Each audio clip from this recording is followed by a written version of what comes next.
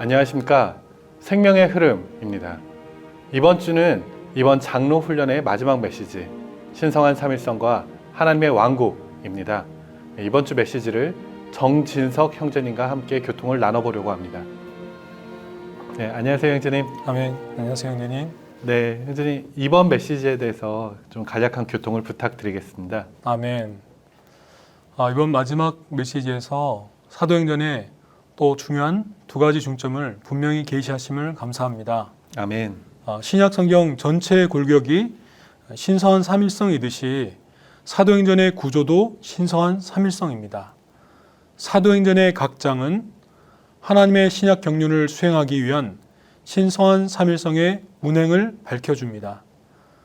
사실 신성한 삼일성이 신약 성경과 또 사도행전의 구조일 뿐 아니라 성경 전체의 기본 구조입니다. 네. 신체에서 골격은 그 구조를 형성합니다. 만약 모든 골격을 제거한다면 온몸이 무너질 것이고 그 기능을 다 잃을 것입니다. 마찬가지로 성경에서 삼일 하나님, 곧 아버지와 아들과 영을 제거한다면 성경은 그 구조와 의미를 잃어버릴 것입니다. 아멘. 우리는 하나님께서 유일하게 한 분이시라는 계시에 통제받아야 합니다. 유일하신 하나님은 삼일, 셋 하나, 곧 아버지와 아들과 영이십니다. 하나님은 구별은 되시지만 분리되실 수 없는 셋 하나, 삼일 하나님이십니다. 아멘. 삼일 하나님은 주로 하나님 자신을 가리키고 신성한 삼일성은 주로 하나님께서 삼일이신 것을 가리킵니다. 신성한 삼일성은 신격에 있어서 가장 중요한 속성입니다. 아멘. 신성한 삼일성은 신성한 분배를 위한 것입니다. 아멘. 하나님의 갈망은 그분 자신을 그분께서 선택하신 사람들에게 생명과 생명 공급과 모든 것으로 분배하시는 것입니다. 아멘. 이런 갈망, 곧 분배를 수행하시기 위해서 그분은 삼일이셔야 합니다. 아멘. 삼일성이 없이는 그분의 신성한 분배가 이루어질 수 없는 것입니다. 네. 사도행전 16장 6절과 7절에서 성령과 예수님의 영이 서로 바뀌어 사용될 수 있다는 것은 예수님의 영께서 성령이시라는 것을 계시합니다. 사도행전 16장 6절에서 성령께서 막으셨으므로 라고 말하고 7절에서는 예수님의 영께서 허락하지 않으셨다고 말합니다. 우리는 이 두 가지 신성한 칭호, 성령과 예수님의 영에 주의를 기울여야 합니다. 예수님의 영은 하나님의 영에 대한 특별한 표현이고 인성을 가지신 예수님으로서 인간 생활과 십자가에서의 죽음을 거치신 육체가 되신 구주의 영을 말합니다. 사도들은 복음 전파 사역, 곧 그들의 고난의 사역을 수행하는 데 있어서 예수님의 영이 필요했습니다. 아멘. 그분은 어떤 사람보다도 더 많이 고난 받으신 분이십니다. 그러므로 우리가 어디에 있든지 우리가 어떤 고난을 통과하든지 주님께서 예수님의 영으로서 우리를 돌보고 계십니다. 아멘. 아멘. 네, 형제님. 또 이 메시지의 이제 남은 부분은 또 말씀 전하신 분께서 여기에 정말 부담이 있다라고 말씀하신 아멘. 네, 하나님의 왕국에 관한 부분인데요. 맞습니다. 네, 이 부분에 대해서도 교통 부탁드리겠습니다. 아멘. 하나님의 왕국은 사도행전에서 사도들이 전파한 주요 주제였습니다. 부활하신 그리스도께서 40일 동안이나 사도들에게 나타나셨을 때 그들에게 하나님의 왕국에 관한 것들을 말씀하셨다는 사실은 사도들이 장차 오순절 후에 위임받아서 전파해야 할 주요 주제가 왕국일 것임을 가리키는 것입니다. 네. 이것은 교회의 주된 기능과 하나님의 주된 요구사항, 즉 하나님의 위임이 하나님의 왕국을 이 땅에 가져오는 것임을 알 필요가 있습니다. 아멘. 신약에 따르면 하나님의 왕국은 보이는 물질적인 영역이 아니고 사실상 하나님의 왕국은 한 인격입니다. 아멘. 곧 주 예수 그리스도 자신입니다. 누가복음 17장 21절에 하나님의 왕국이 여러분 가운데 있기 때문입니다 라고 말씀하셨는데 하나님의 왕국은 바리새인들 가운데 계셨던 예수님 자신이셨습니다. 아멘. 그때 예수님은 그들 속에 계시지 않았고 단지 그들 가운데 계셨을 뿐이었습니다. 네. 주님이 계신 곳마다 하나님의 왕국이 있습니다. 아멘. 그러므로 하나님의 왕국은 그분의 믿는 이들, 곧 하나님의 택함받은 사람들 안으로 심겨지신 생명의 씨이신 그리스도 자신입니다. 아멘. 사도행전 14장 22절에서 바울은 믿음 안에 머물러 있는 믿는 이들에게 온 세상이 우리가 하나님의 왕국에 들어가는 것을 반대하므로 그 왕국에 들어가려면 반드시 많은 환난을 겪어야 함을 깨달아야 한다고 간곡히 말했습니다. 오늘날 온 땅이 마귀의 왕국이고 어둠의 왕국입니다. 그러므로 우리가 그리스도의 번식을 위해서 나아갈 때에 맹렬한 싸움과 전쟁이 있습니다. 네. 우리의 사역이 참으로 유력하다면 반대는 예정된 것이고 결국 우리는 많은 공격을 받을 것입니다. 네. 그러나 우리는 무엇을 하든지 절대적으로 하나님의 왕국 편에 서서 싸워야 합니다. 아멘. 우리는 어떤 사탄의 공격에도 낙심하지 말고 바울과 같이 용기를 내야 합니다. 아멘.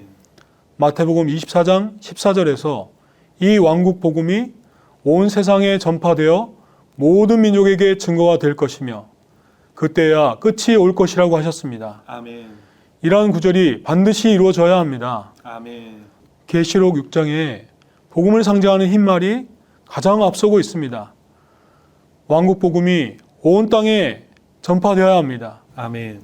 우리는 다 심판대 앞에 결국 서게 될 것인데 그날에 그분 앞에 섰을 때 정말 잘하였다. 착하고 신실한 노예야 라는 그분의 말씀을 듣기를 원합니다. 아멘. 주님을 찬양합니다. 아멘. 네, 형제님 교통 감사드립니다. 아멘. 감사합니다. 네, 저희는 이어서 관련된 사역의 말씀을 함께 누리겠습니다.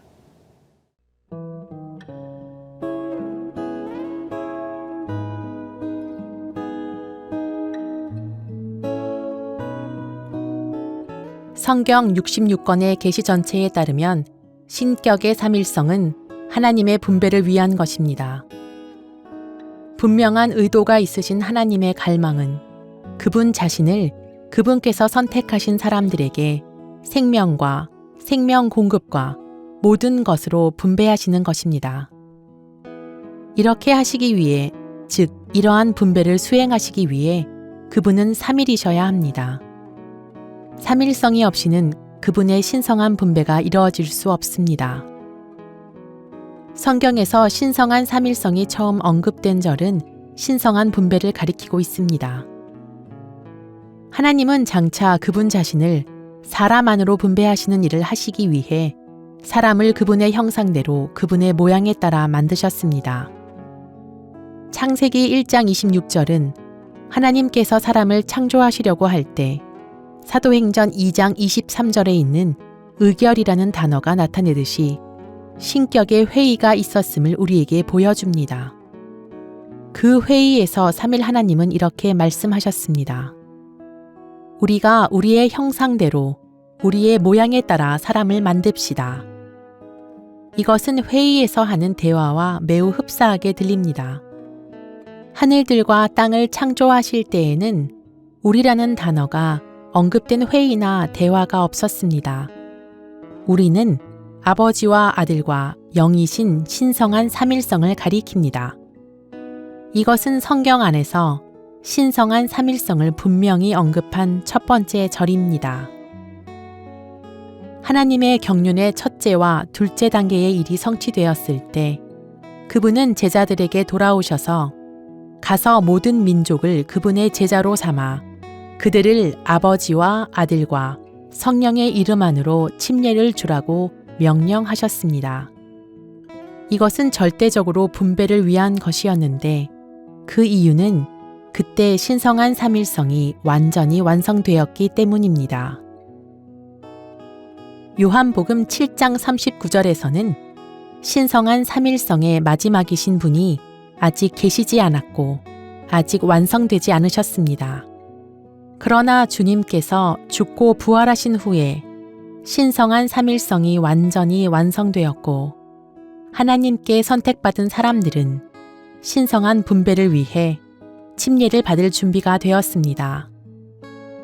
빈센트의 신약 성경 단어 연구가 알려주는 것은 마태복음 28장 19절에 언급된 침례가 사람들을 삼일 하나님과의 유기적이고 비밀한 연결 안으로 이끈다는 것입니다.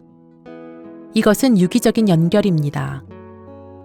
안으로라는 단어가 보여주듯이 침례는 사람들을 삼일 하나님과의 영적인 연결 안으로, 곧 삼일 하나님 안으로 이끕니다. 이것은 신성한 분배를 위한 유기적인 연결입니다.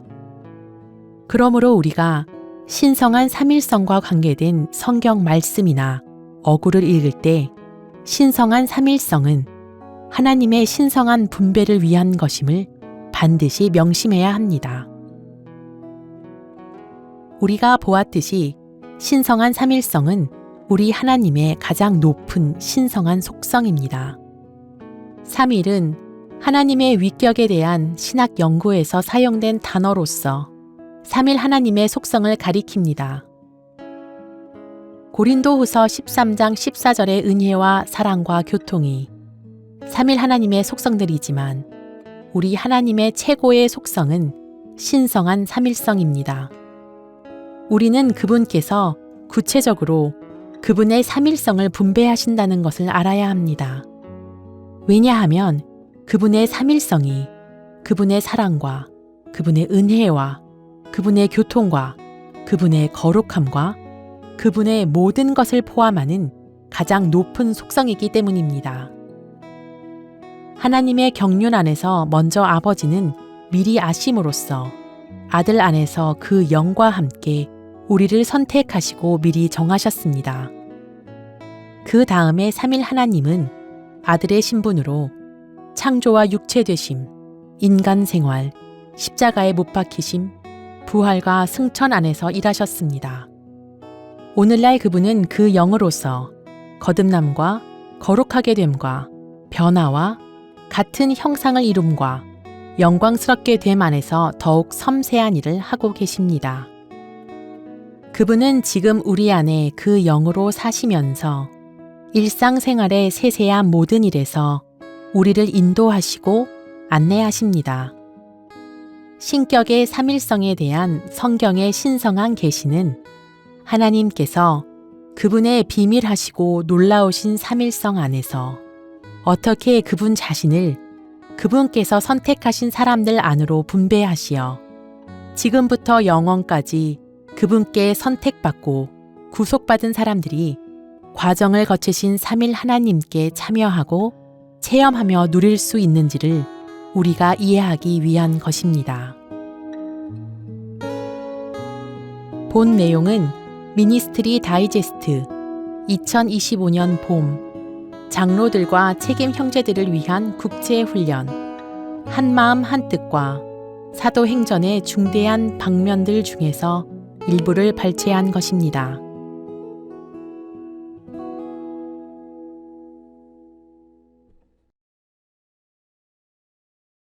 사도행전 1장 3절은 예수님께서 고난 받으신 후 자신이 살아있다는 것을 확실하고도 많은 증거로 사도들에게 보여주셨고 40일 동안 그들에게 나타나시어 하나님의 왕국에 관한 것들을 말씀하셨다라고 말합니다.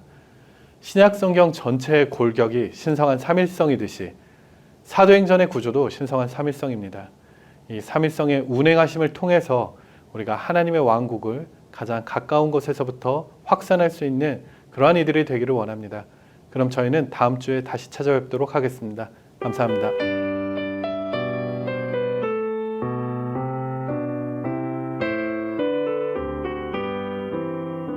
이제 우리 하나님의 영 예수 그리스도의 영능님 부활하신 하나님 사랑 승천하여 그 영 되셨네 승천하신 예수로부터 내 영 안에 그 영이 임했네 그의 모든 실제 우리 채워